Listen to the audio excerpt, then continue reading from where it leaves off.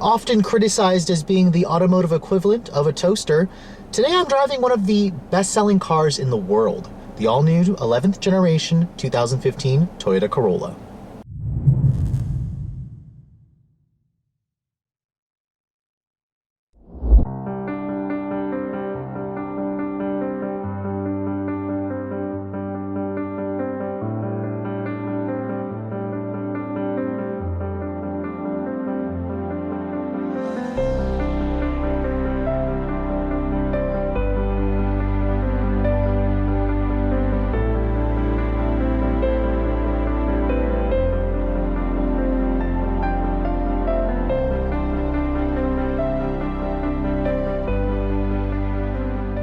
Now, when you sell about 300,000 plus units every year, you can be sure that a car company will not take the redesign very lightly when it comes time to introduce an all-new model. Now, the Toyota Corolla nameplate has been around for quite some time.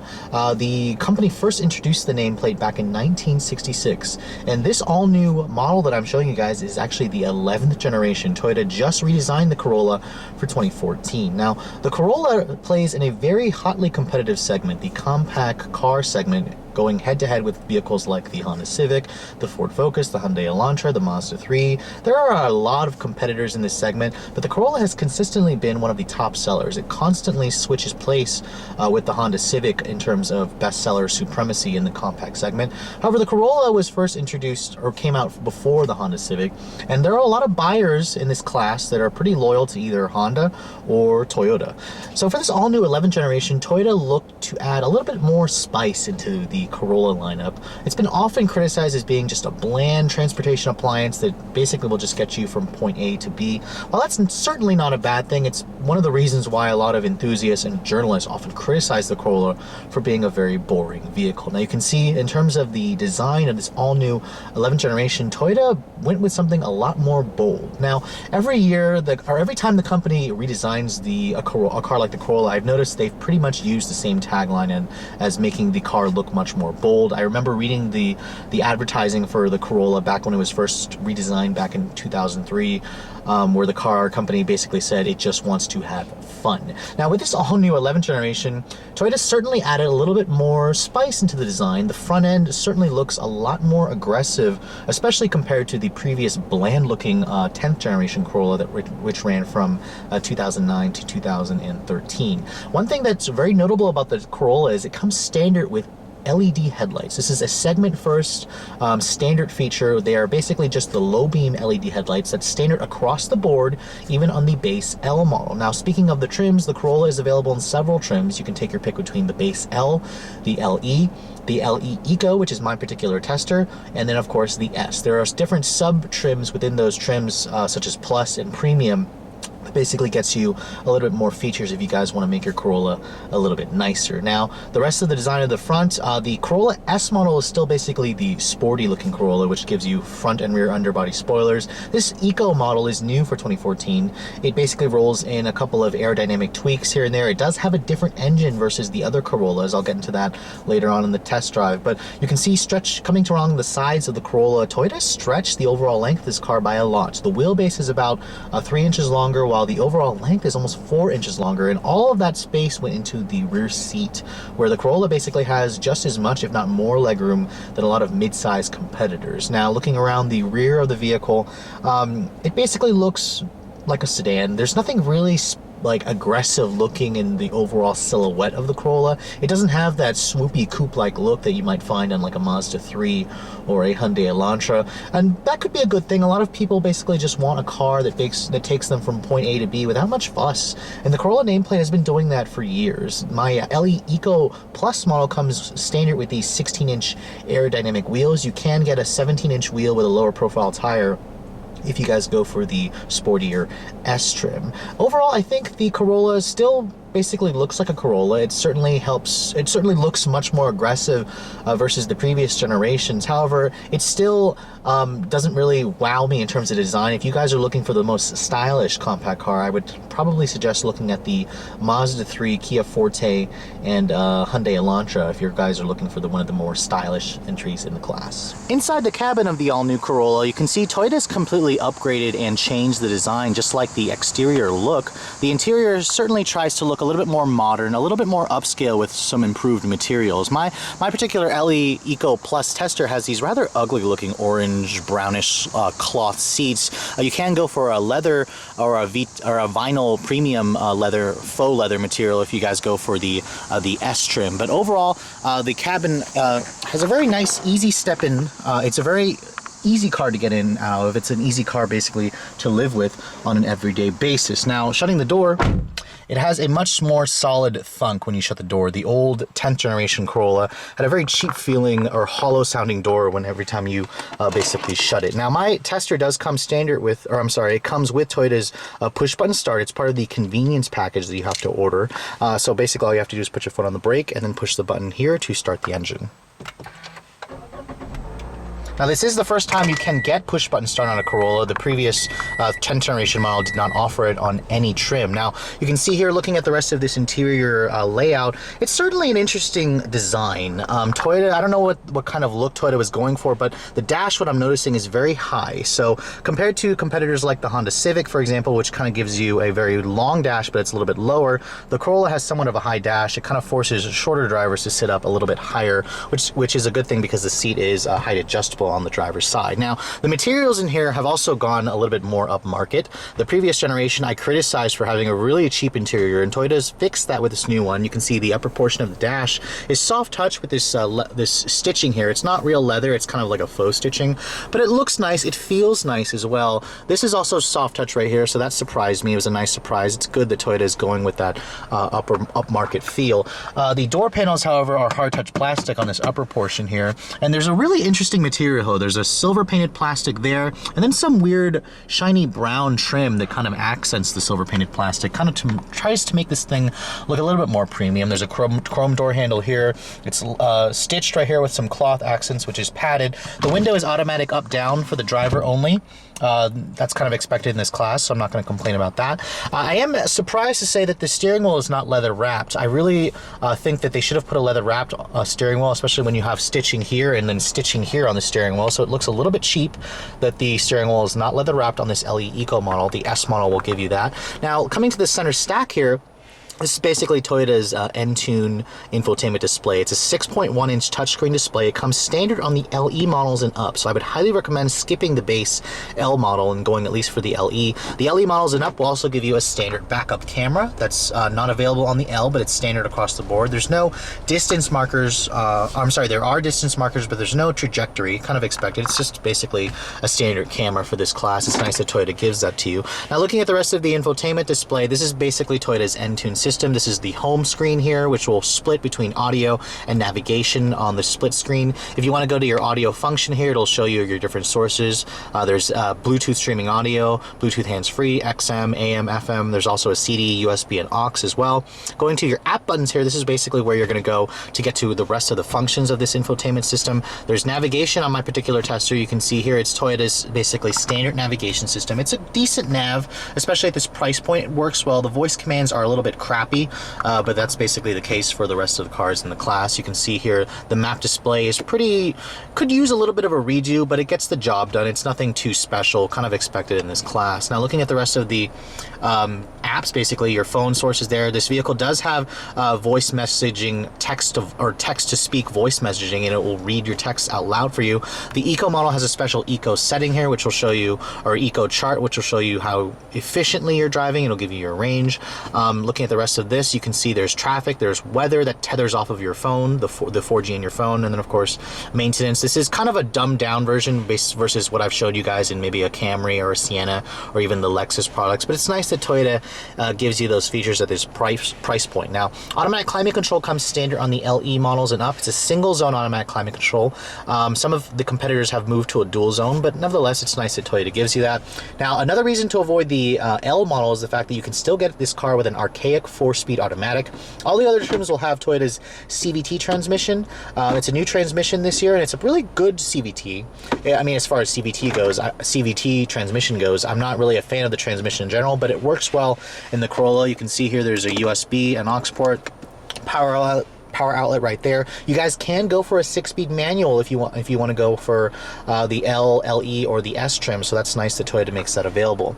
You can see here there's an armrest here that does not slide or adjust, but I'm glad to say that Toyota has finally made it padded. The old model, the previous generation, had a hard plastic armrest, which was just very uncomfortable to rest your your elbows on. It does have 2-tier level storage, which is a pretty decent size. The lid itself, again, is a little bit flimsy feeling, but I'm glad to see Toyota has upped the quality in here very much. Now, my particular Tester does also have a sunroof. There is no pano roof option on this car. Most vehicles in this segment don't offer it anyways. The seats are also pretty wide. They're supportive. The cloth feels nice, so I'd probably be pretty happy with the cloth. I'm just not a fan of the color of the seats. I mean, overall, I think the interior of the Corolla certainly looks a little bit more appealing, a little bit more modern. Is it my personal preference? I think probably the interior that I prefer the most in this segment is the Golf or the Mazda 3, but Toyota has done a pretty good job with making this interior a lot nicer for this generation.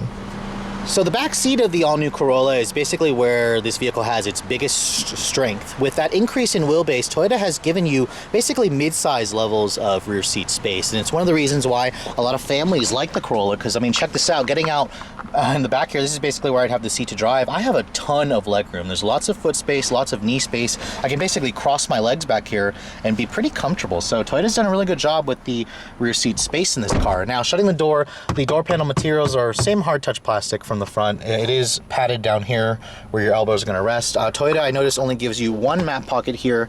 There is a little bit of, or actually, I'm sorry, these are actually the cup holders here, which I'm surprised are not in the armrest. There's no more storage or vents here. An armrest is actually new for 2015. The 14 models did not have this feature, which Toyota actually gives you more cup holders here. So it's nice that Toyota gives you 2 sets of cup holders back here for rear seat passengers. The seats themselves are 60-40 split, although I'm surprised to say that the headrests in the back here are not adjustable. Most of the competitors offer that. It's weird that Toyota decided to go with a fixed headrest on this all-new generation Corolla. Now, looking at the trunk capacity of the Corolla, this is a very practical compact car, and it has a really large trunk as well. This particular generation now measures about 13 cubic feet of space, which is on the larger side compared to its competitors. You can see there's a huge opening as well, and the liftover is pretty low. There are hinges that will crush your cargo, so you do need to rearrange your stuff there, but looking underneath the floorboard, Toyota still gives you a nice temporary spare tire, and as I said before, the seats are 60-40 split fold down.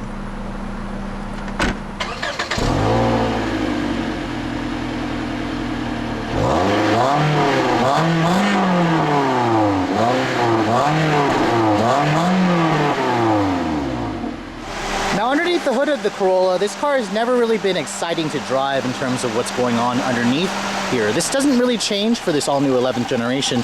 You actually still get a carryover 1.8 liter 4-cylinder double overhead cam engine. Now, the Eco model that I'm showing you has an updated version of the engine. It is equipped with Toyota's Valvematic variable valve timing system. Now, it basically just alters the timing of the valves even more to aid with efficiency, mostly for efficiency, but it does add more power. With the LE Eco, you do get 140 horsepower and 126 pound-feet of torque. The other trims, the L, the LE, and the S model, will make do with last year's 1.8, which makes 132 horsepower. Now, fuel economy is basically what a lot of buyers care about in this segment, and the LE Eco rates at a pretty impressive 30 in the city, 40 on the highway for my particular model with the 16-inch alloy wheels. If you guys go for the base LE Eco without those alloy wheels, you're going to be rating at about 30-42, which is pretty good. It's basically almost tops in the segment as far as gasoline powertrains go. Now, you can choose this car between 3 different transmissions. A 4-speed automatic is limited to the L. You can also get a 6-speed manual, which is nice, or the CVT transmission that's in the Eco. Now, this car only comes with front-wheel drive. It does use only regular gas. Let's get out on the road and see how it all works, shall we? So this is my first time driving the all-new 11th generation Corolla, and to be honest, I wasn't terribly too excited. I knew that the driving dynamics would pretty much stay true to the Toyota Corolla formula. However, I'll keep an open mind and let's see some of the improvements that Toyota's made for this all-new 11th generation.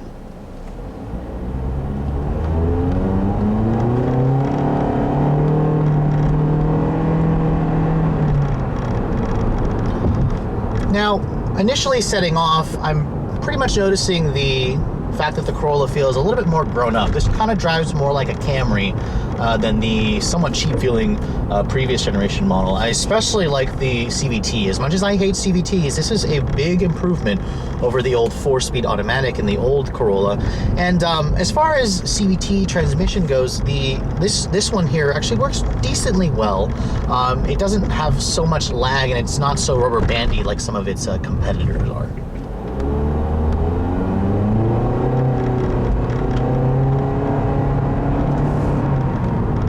Now, what I do notice about this transmission is the fact that it tries to mimic gears. It doesn't always like to hold the revs basically at redline when you're trying to accelerate. And the 1.8 liter engine in this car basically sounds like a familiar Toyota engine. It's honestly getting a little bit tired. A lot of its competitors are moving to a turbocharged, smaller displacement engine, including the next generation Honda Civic, which Honda is basically preparing to show us in the next couple of weeks. Now, the engine is a reliable motor. I mean, Toyota's been using this 1.8 liter engine for years. Probably it dates back, actually, I believe, to the 8th generation Corolla back from like 1999 or something. So it's reliable. It gets the job done. This is basically still a transportation appliance. So don't let the new sportier looks of the Corolla fool you into thinking this is now a sporty to drive compact car, because it's not. Now, one of the reasons this car is not very fun to drive is because of the steering. Now, it is an electric power steering, and Toyota did retune the rack, and you know, it's confident, inspiring. This car is not gonna basically feel unsafe to drive. It's just not very precise. The steering is a little bit slow to react. It's very numb, which is kind of the case for Corollas. It's always been like this. It really appeals to the type of buyers that go for a Corolla. But again, just going around curvy back roads like this, the Corolla has a lot of body lean. It doesn't really make you want to drive faster. It doesn't make you want to attack the corners a lot harder. Even the S model. The S model has those sportier, the sportier design touches, the lower body kits, the bigger wheels and tires, but it's still not a sports sedan. If you guys want a fun driving compact car, head over to your local Mazda dealer. The Mazda 3 is still one of the most fun to drive cars in the class, including the Ford Focus as well. Now, what the Corolla does excel in is the ride quality, especially these crappy bumps, all these crappy pavement here in the DC area. The ride quality of the Corolla is quite good. It does have somewhat of a pillowy effect, but a lot of buyers who want a soft ride, the Corolla will definitely deliver. Now, one thing that Toyota is sticking with is a semi-independent twist beam, torsion beam rear suspension. It's not a fully independent suspension like what you're going to find in a Mazda 3 or a Honda Civic, so you do feel a little bit more impact harshness, especially when you're going through the bumps. The suspension just feels a little bit unrefined, and it does also aid to the fact that the Corolla's handling is not as secure, or I'm sorry, is not as confidence inspiring as some of its competitors. Now, Toyota also did upgrade the interior in terms of the noise levels. This car is much quieter versus the old generation. Toyotas are typically known for having a quieter interior. This is quieter than the Mazda 3, and it's one of the reasons why people may choose the Corolla over a Mazda 3. There's less road noise. You do have a lot of engine drone, though, so when you get on the throttle, the engine does remind you this is a 4-cylinder compared with a CVT. But overall, the Corolla's driving dynamics, again, are pretty bland. That's basically the case with every Corolla that I've driven. But as a daily driver, this is pretty much going to fit the bill. I mean, the seats are comfortable. The visibility is pretty good. You have large side mirrors here, a nice view out of the back. Now, one thing Toyota didn't include is any driver assistance tech features. There's no blind spot monitoring. There's no lane departure warning, no forward collision alert. You have to go to its competitors because Toyota does not offer any driver assistance tech features on the Corolla.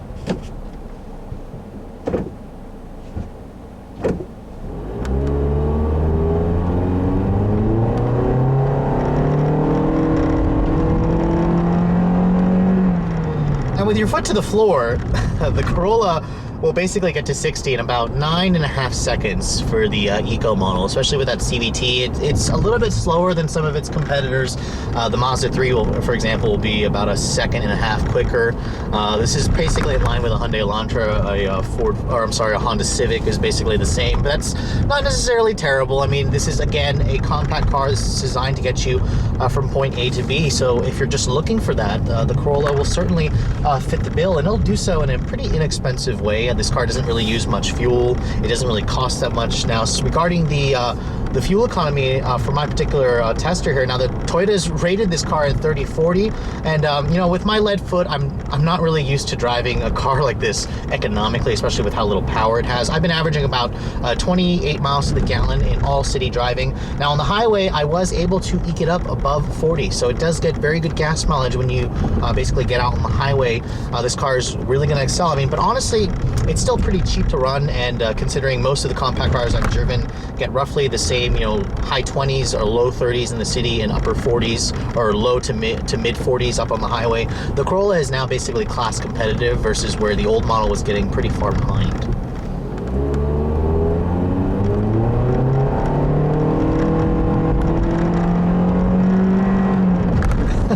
Again, you don't buy a Corolla to win drag races, and this car is pretty darn slow when you want to try to accelerate. But again, it's just kind of that car that you use as a daily driver. And you know, to be honest, I've actually pretty much enjoyed driving this car around the DC area here with all the traffic, with all the congestion, with the small roads. This is a pretty easy car to drive on a daily basis, and it's one of the reasons why the Corolla does so well. Now, one thing that pretty much annoys me with this Eco model is the fact that there are 2 Eco lights in this car. Now, in the dashboard, there's an Eco light that goes on and off every time you're on and off the throttle. Every time you lift off the throttle, the Eco light comes on. There's also an Eco mode down here by the transmission selector. You push that, there's basically showing 2 things. There's Eco mode and then Eco. I don't see the reason why there needs to be 2 Eco lights here. Maybe it's the fact that this is the Eco model, but Toyota really wants to remind you that you splurge and you got the Eco model, which is designed to get better gas mileage. If you guys choose the S model, it does come with paddle shifters and a manual mode if you get the CVT, which does simulate 7 gear ratios, which to me is kind of pointless. This car is definitely not a sporty driving car, but it's, again, Toyota is trying, so I applaud them for at least trying. Now, regarding the price of the Corolla, this is one of the best-selling cars in the world for a reason. It's a pretty inexpensive car to buy. The 2015 Corolla L model, the base L with a manual transmission, starts at just under $17,000. It starts at around $16,500. Now, that is plus destination, of course. My particular tester does cost a little bit more. The LE Eco will run you about $3 grand more, starting around the $19,000 range. Now, my tester does have a couple of options on it. There's a convenience package on my tester that adds the push-button start, the nav system, the upgraded audio, the upgraded infotainment display here, which is a little bit higher graphic resolution. That's about $1,500. The sunroof option is about $850. My tester all-in is about $23,300 bucks, which is cheaper than most of its competitors.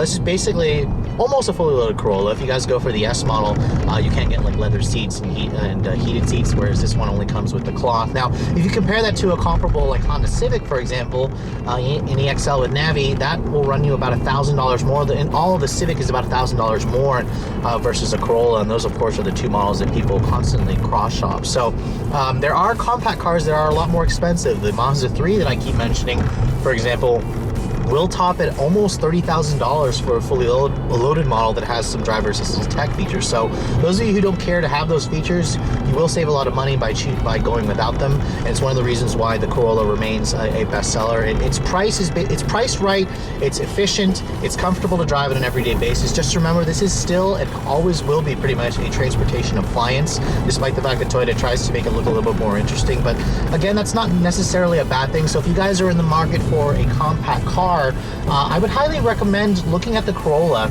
if that's exactly what you're looking for. I actually prefer the Corolla over the current generation Hyundai Elantra, so I would probably recommend that. Personally, for myself, I would probably choose a Civic if I was basically looking for a daily driver like this that's kind of boring, just because I prefer the looks and the aesthetics and the dynamics of a Civic more. It's a little bit more fun to drive than a Corolla, but I can't fault you for choosing this car. It has a solid reputation for reliability, dependability, and has excellent resale value, and it's all because of that Toyota badge. Anyways, I hope you guys have enjoyed my overview of this 2015 11th generation Toyota Corolla. If you are also looking to see the latest cars I'm testing, make sure you follow me on Instagram, like us on Facebook, and keep subscribed to the YouTube channel for all the latest reviews. Thanks so much for watching, guys. I'll catch you all in the next video.